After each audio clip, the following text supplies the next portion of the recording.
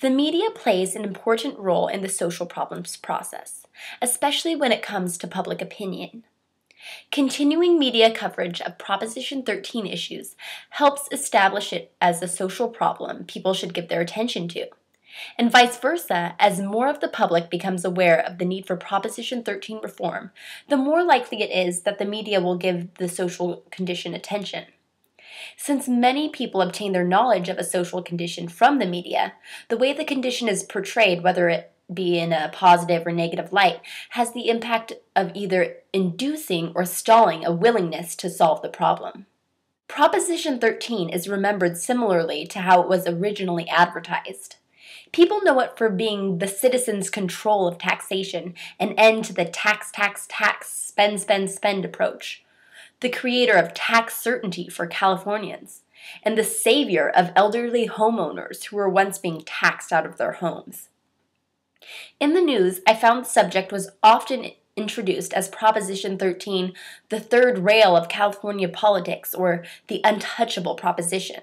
Because of the tendency for people to understand Proposition 13 for its positive effects, when politicians comment on the proposition, they need to make broad statements like, "I support Proposition 13," or "I will work to preserve Proposition 13," even when they do disagree with some of the policy that it contains. In order to be elected, they have to make public comments that will agree with what the majority of the people initially know and feel about Proposition 13. The popularity of Proposition 13 has made it difficult for it to be honestly portrayed for all the policy it contains. Reform crusader Lenny Goldberg suggests that calling the loophole and two-thirds reform Proposition 13 reform isn't a good idea. Perhaps the reforms need to be presented as their specific issues. When you say Prop 13 reform, people react, "Oh no, they're hurting Prop 13." But no, the reform is to a loophole-ridden unfair tax problem, and it will actually benefit homeowners because it will help their communities.